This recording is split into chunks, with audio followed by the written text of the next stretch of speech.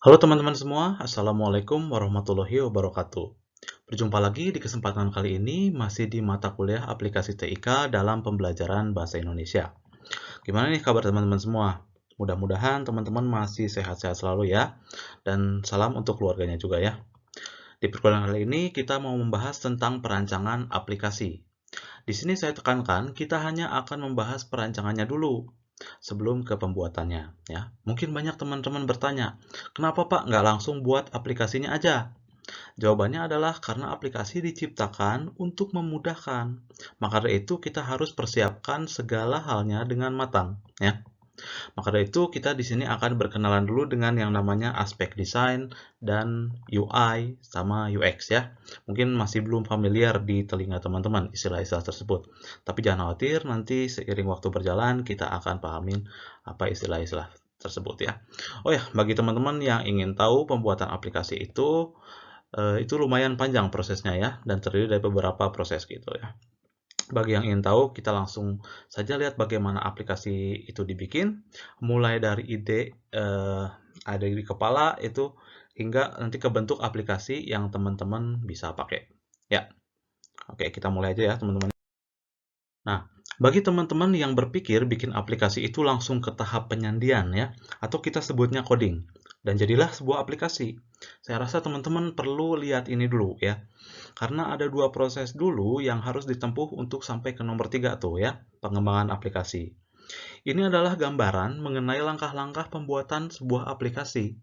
Mungkin teman-teman sudah punya gambaran tersendiri apa yang namanya aplikasi. Ya, teman-teman sudah pernah pakai yang namanya WA gitu. Teman-teman udah pernah pakai juga yang namanya Line dan aplikasi-aplikasi lainnya ya. Cuma di sini kita samakan persepsi dulu, bahwa aplikasi itu yaitu perangkat lunak yang mempermudah sebuah proses atau dapat meringankan masalah yang sifatnya itu berulang-ulang biasanya.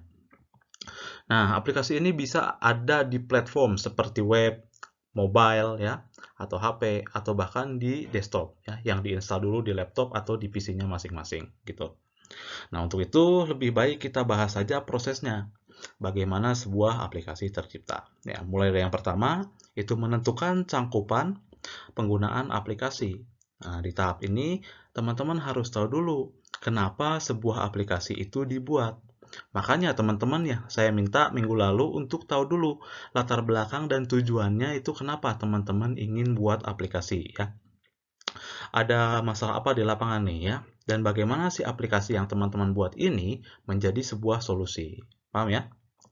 Nah, yang kedua, itu kita menata tampilan. Teman-teman ingin kan aplikasi yang teman-teman buat itu menarik gitu. Terus mudah dipakainya dan nggak ribet gitu. Nah, untuk mencapai itu semua, teman-teman perlu mantengin ilmu desain sebetulnya. Nah, jadi tahap ini teman-teman mesti menata letak tombol di mana gitu supaya enak gitu. Warna apa yang cocok serta ilustrasi seperti apa yang cocok untuk memberikan kesan menarik kepada aplikasi yang teman-teman buat. Ya. Nah, maka dari itu saya akan coba ringkas di perkuliahan ini mengenai deliverables nantinya, lalu ada UI dan UX ya. Nanti kita akan simak. Ketiga, ada pengembangan aplikasi. Nah, di sini nih, idenya yang tadi cuma gambar jadi punya fungsi nih. Tahap pengembangan ini kita kenal juga sebagai tahap penyandian atau coding ya, teman-teman ya. Lalu setelah di coding ya, aplikasi itu jadi tuh ya. Nah, lalu kita akan masuk ke tahap uji coba. Di sini setelah aplikasinya jadi, kita nggak akan bisa langsung lempar ke publik untuk dipakai ya. Kita harus uji coba dulu apakah semua fitur dalam aplikasi kita bekerja dengan seharusnya gitu ya. Nah, takutnya ya kalau misalkan aplikasi itu langsung dikasihin ke publik gitu.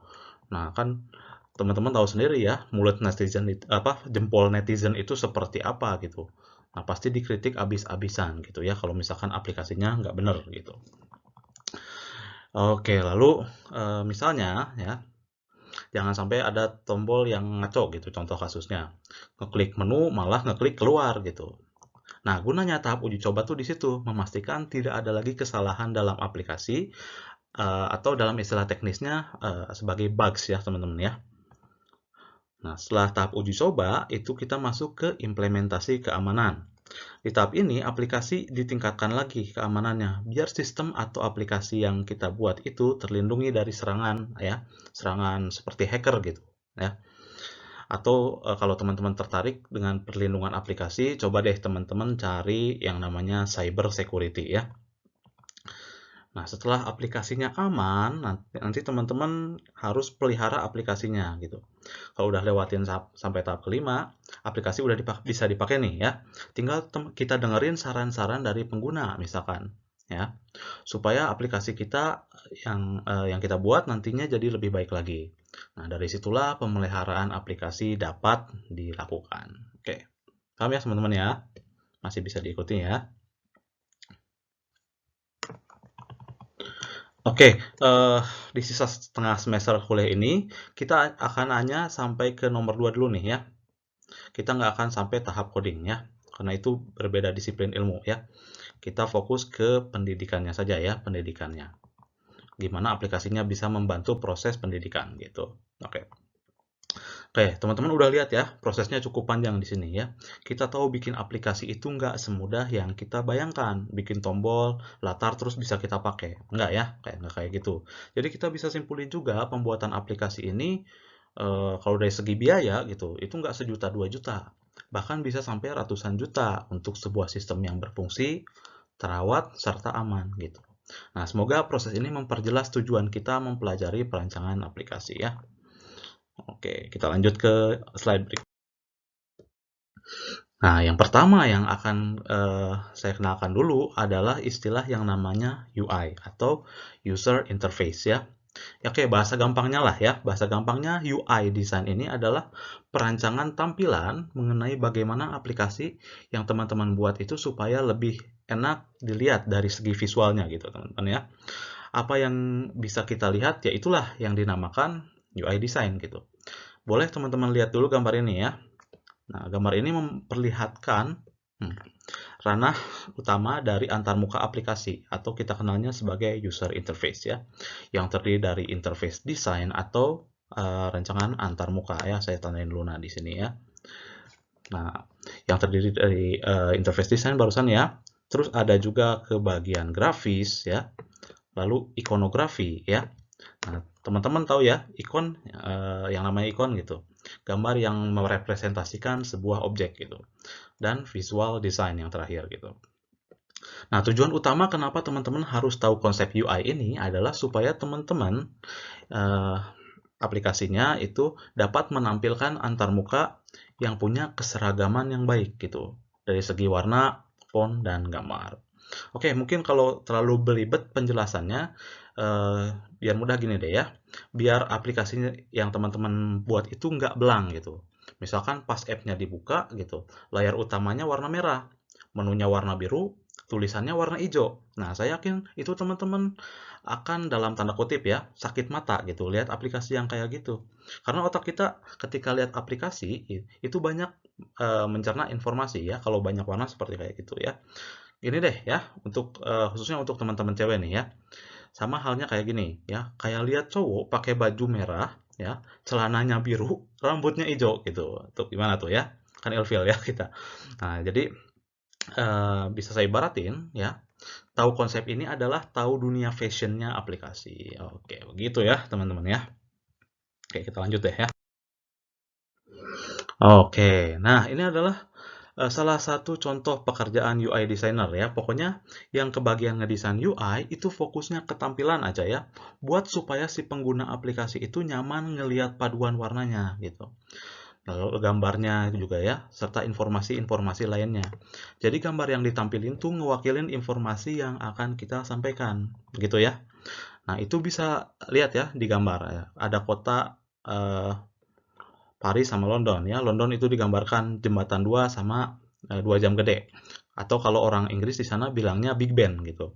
Terus ada gambar Paris yang diwakilin sama Menara Eiffel ya. Dan kalau slide berikutnya misalkan ada gambar Bandung nih ya, teman-teman mungkin berpikir pakai gambar apa coba ya. Mungkin ada yang gambar yang berpikir pakai gambar gedung sate atau jembatan Pasupati gitu. Nah, itulah fungsinya perancang UI gitu. Nggak perlu mikirin dulu tombol ini fungsinya apa, ngarah kemana. Nah, karena itu adalah bidangnya. UX ya. UX ini adalah singkatan dari user experience ya. Bahasa gampangnya, UX design ini adalah proses yang membuat aplikasi yang udah kita bikin supaya jadi lebih mudah untuk digunakan dan tidak membingungkan ketika digunakan oleh user atau pengguna gitu. User experience ini memiliki ranah yang lebih luas daripada UI barusan. Nah, bisa dilihat ya di gambar ya.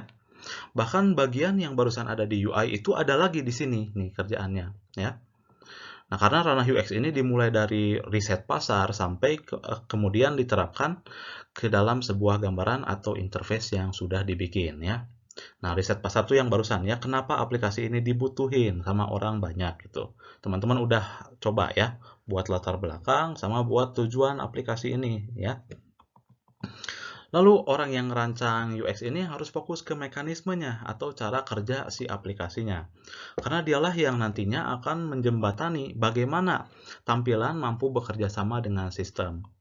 Dan desainer UX harus mengeksplorasi lebih dalam bagaimana memecahkan masalah spesifik ya untuk seorang pengguna. Tanggung jawab seorang UX designer adalah memastikan bahwa setiap langkah demi langkah berjalan secara logis dan jelas. Gitu. Salah satu yang harus dipahami oleh UX designer ialah harus memahami betul bagaimana kebiasaan dan kebutuhan dari usernya. Oke, biar lebih jelasnya kita lihat slide. Nah, oke. Ini adalah ilustrasinya ya, gimana seorang perancang UX atau UX designer lagi ngerancang aplikasi supaya enak digunakan, gitu. Nah, tombol ini harus ngarah ke sini, gambar ini harus ada di posisi ini, ya, bacaan atau teksnya nggak boleh terlalu gede, itu warnanya nggak boleh terlalu mencorok, dan lain-lainnya ya. Nah, kata-kata itulah yang sering keluar dari seorang UX designer ya, teman-teman ya. Mudah-mudahan kebayang gitu cara kerjanya kayak gimana ya. Kita lanjut ya. Nah, bagi teman-teman yang perlu tahu lebih lanjut apa saja yang dikerjakan dari seorang perancang tampilan di bagian UX, bisa kunjungi link tersebut ya.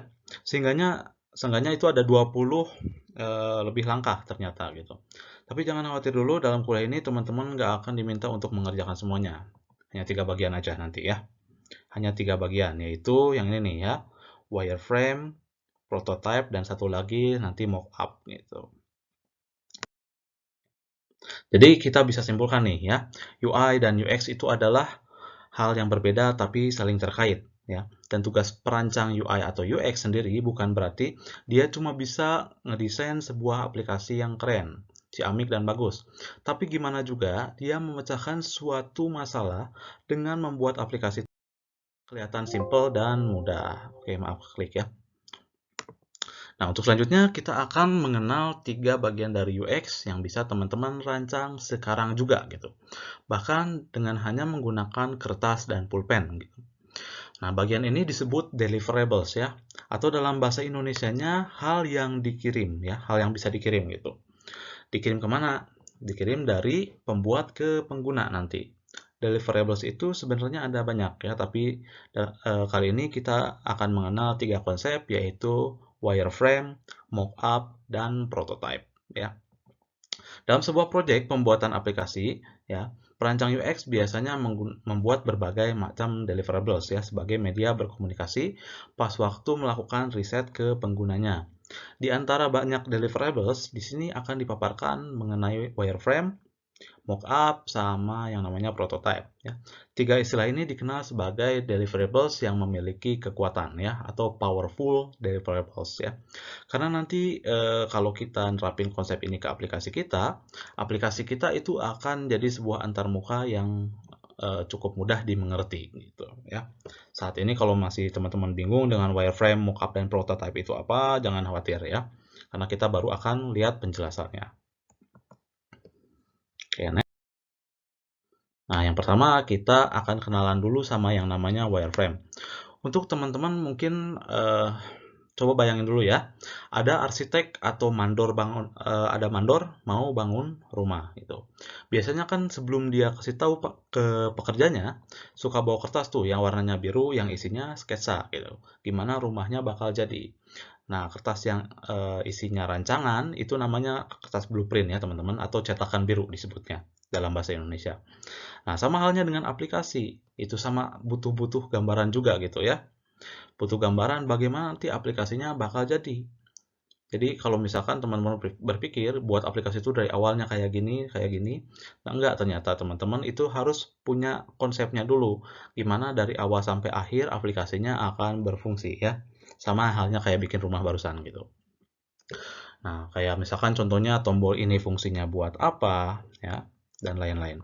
Sebetulnya tujuan dibuatnya wireframe itu bukan untuk desain visual gitu, namun ngasih tahu aja ini susunan atau struktur atau tata letaknya, navigasinya, dan susunan-susunan lainnya di dalam aplikasinya gitu, ya. Jadi yang ditekankan bukan gambarnya gitu, ya, tapi ini tuh nekenin isinya, gimana isinya bisa berinteraksi nanti. Maka dari itu, biasanya wireframe dibuat dulu dengan warna hitam putih, ya, seperti yang teman-teman lihat di gambar nih ya. Karena wireframe itu tujuannya lebih ke menekankan isi dari konten. Dan fungsi dibuatnya wireframe itu bisa teman-teman lihat di pinggir kanannya ya. Yang pertama itu tujuannya untuk menggambarkan tata letak dari website atau aplikasi gitu. Kedua, membangun kepercayaan dengan pengguna dan calon pemakainya gitu. Pastiin bahwa aplikasi yang kita pakai itu fungsinya menyelesaikan masalah-masalah mereka gitu. Ketiga itu menghemat biaya dan waktu ya. Jelas karena teman-teman itu bisa bikin dulu pakai pulpen dan secari kertas aja bisa ya. Ini bisa banget teman-teman bikin ya. Oke. Untuk contohnya mungkin ya dulu pernah pakai Twitter. Nah, Twitter juga kayak gitu gambarnya ya. Mereka ngerancang dulu di secari kertas dan akhirnya ditransformasikan ke bentuk yang kayak gini nih. Nah, ini wireframe yang udah niat banget lah gitu. Orang-orang bikinnya gitu. Nah, lihat ngerancang UX di aplikasi sampai segininya, sampai detail banget ya, nggak ada yang kelewat. Ini ada misalkan contohnya ada bagan itu fungsinya buat apa, teksnya kenapa harus di sini gitu, dikasih catatan lagi tuh bahkan ya. Jadi ada catatan dalam catatan tuh teman-teman ya. Bagaimana orang itu niat gitu bikin aplikasi ya. Oke, di sini saya cuma kasih rangkumannya aja ya, UI UX itu kayak gimana. Nanti teman-teman boleh cari lagi kalau misalkan teman-teman pengen lebih ahli gitu. Nah, karena yang namanya aplikasi sekarang udah dipakai di berbagai bidang aja tuh ya. Nggak hanya di TI aja, di teknologi informasi. Teman-teman juga di bidang bahasa mungkin pakai, di bidang konseling itu pakai juga sama ya. Di bidang pertanian juga bahkan ada teknologinya gitu ya. Jadi nanti untuk tahun-tahun ke depan itu teknologi itu jadi sebuah tuntutan ya bagi siapapun gitu. Oke, nah habis jadi wireframe, barulah kita lanjut ke tahap mockup. Nah, buat teman-teman yang suka desain, mungkin udah familiar dengan istilah mockup ini gitu. Mockup ini kalau dalam project aplikasi itu adalah wireframe ya yang sudah diubah ke dalam bentuk gambar secara grafis gitu. Mockup ini ngasih gambaran secara detail sebelum aplikasinya dibuat ya di sini ya. Ada langkah-langkahnya. Bukan langkah-langkah, maksudnya ini adalah tujuannya ya. Tujuannya nyusun mockup itu adalah nyusun detail dari sebuah project ya. Terus dalam mockup juga bisa menemukan error gitu kadang-kadang. Ketiga, menerjemahkan ke dalam bahasa yang dapat dimengerti oleh calon penggunanya. Lalu menyampaikan ide kepada anggota tim. Kelima, implementasi desain dan melihat dari sudut pandang penggunanya ya. Kita bisa lihat di gambar, udah cukup jelas gitu. Yang barusan yang sebelumnya di wireframe kita bahas gitu. Nah, di mockup itu lebih ditransformasiin ke bentuk yang lebih enak gitu, yang lebih rapi gitu secara grafis. Nah, oke, untuk mockup ini saya sarankan teman-teman buatnya pakai Adobe XD ya. Tapi teman-teman boleh juga kalau misalkan udah kebiasa pakai Corel Draw atau Photoshop ya. Atau bahkan pakai PowerPoint juga bisa ini ya, pakai PowerPoint yang udah biasa teman-teman gunakan untuk buat PPT atau presentasi ya. Pokoknya software grafis apapun yang teman-teman bisa pakai untuk bikin kotak, teks atau bunderan gitu ya. Pokoknya apapun ya. Mockup ini sangat mungkin untuk teman-teman bikin ya. Oke, kita lanjut lagi ya. Setelah yang namanya mockup, nah jadilah yang namanya prototype ya. Bayangin kita udah nyelesain mockup. Dan ketika kita udah punya gambaran yang jelas untuk aplikasi yang akan kita buat, kita perlu menentukan fungsi-fungsi dari setiap elemennya ya. Yang dimaksud elemen di sini adalah tampilannya ya, mulai dari teks, tombol, navigasi dan lain-lain. Nah, tahap ini disebut prototyping atau pembuatan prototype. Ya, prototype itu adalah rancangan yang sudah bisa diklik gitu. Terus teman-teman akan dapat respon dari layarnya ya. Diklik itu layarnya langsung berubah gitu ya. Prototype ini mensimulasikan bagaimana pengguna atau user berinteraksi dengan user interface secara nyata gitu. Maksudnya secara nyata itu benerannya kayak gimana ya. Komunikasinya juga jadi lebih efektif sehingga memungkinkan desainer untuk menguji perjalanan pengguna nih, perjalanan dalam memakai aplikasinya dan menemukan masalah yang terjadi di setiap tahapnya ya. Kadang kalau pakai aplikasi kerasa gitu, menekan tombol ini nggak sesuai dengan yang kita harapkan, nah itu perlu revisi ya. Biasanya ditemukan di bagian prototype ya, sehingga aplikasinya lebih sempurna lagi.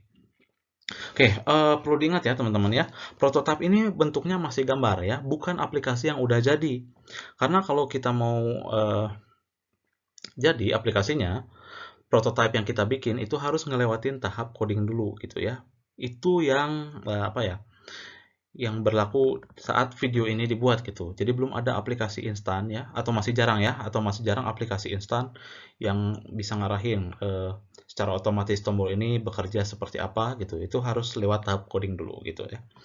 Seperti mana yang udah dijelaskan di tahap proses pengembangan ya.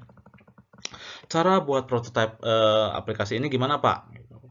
Nah, ini udah nggak bisa lagi pakai pulpen sama kertas, teman-teman ya. Teman-teman nanti bisa gunakan software seperti Adobe XD atau InVision Studio gitu. Atau bahkan dengan PowerPoint juga bisa deh ya. Ya. Saya nggak akan buat caranya di sini ya, di video ini. Karena durasinya takut kepanjangan. Mungkin kita akan bahas aja di pertemuan berikutnya ya. Nah, setelah tahu ketiganya, ya, jenis perancangan aplikasi, nah kita simpulin lewat bagian ini ya. Apakah yang namanya wireframe, mockup, dan prototype itu adalah hal yang sama? Jelas enggak ya. Jadi teman-teman, untuk membuat sebuah rancangan yang bisa diklik dan interaktif, saya tandain dulu ya di sini bisa diklik dan interaktif. Nice, maaf ya. Maaf, bulatannya nggak sempurna ya. Teman-teman itu harus membuat sebuah prototype aplikasi ya. Prototype ini adalah tahap rancangan yang udah gampang dimengerti nanti oleh si pengembangnya atau disebutnya developer ya. Nah, dimana kalau udah bikin prototype, sebelumnya kita harus ngelaluin tahap yang namanya mockup atau rancangan yang sudah bisa diubah ke bentuk desain grafis ya dan memiliki kualitas yang tinggi gitu. Dan sebelumnya juga kita harus melalui tahap pembuatan wireframe ya, yang setidak-tidaknya juga sudah mulai mengkonkretkan dari yang asalnya cuma ide doang di kepala nih ya, jadi bentuk visual yang bisa dimengerti oleh orang lain gitu. Nah, karena saya juga pengen tahu ya yang ada di kepala teman-teman gitu untuk bikin aplikasi itu seperti apa. Nah, maka minimalnya teman-teman itu harus buat yang namanya wireframe ya. Karena wireframe, mockup itu dan prototype punya ciri khas masing-masing gitu. Penggunaannya dapat disesuaikan dengan kebutuhan nanti ya. Entah itu teman-teman bisa langsung ke tahap mockup tanpa mulai wireframe gitu ya. Atau wireframe aja udah cukup gitu untuk mengembangkan aplikasi ya.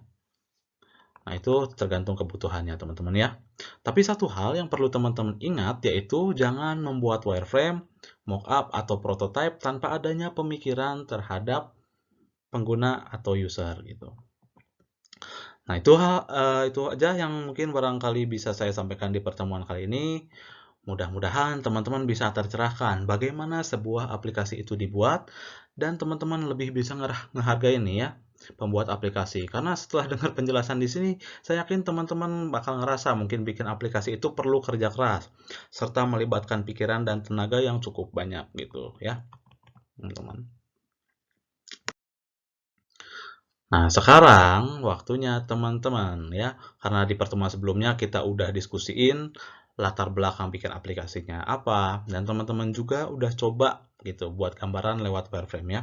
Ada yang udah coba, ada yang belum sebetulnya ya. Saatnya nanti sekarang teman-teman untuk mencoba membuat sebuah mockup ya.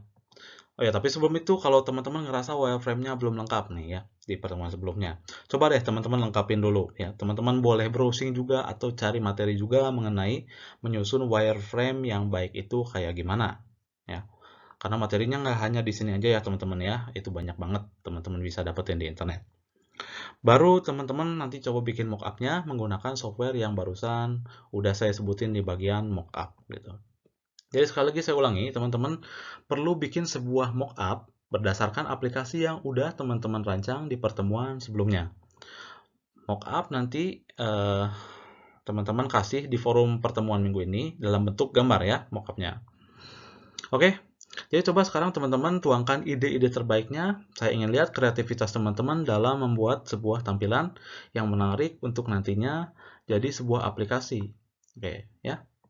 Oke, sampai situ dulu teman-teman pertemuan kali ini. Saya ucapkan selamat berkreasi. Semoga teman-teman tetap sehat selalu beserta keluarganya. Sampai jumpa lagi di pertemuan berikutnya. Wassalamualaikum warahmatullahi wabarakatuh.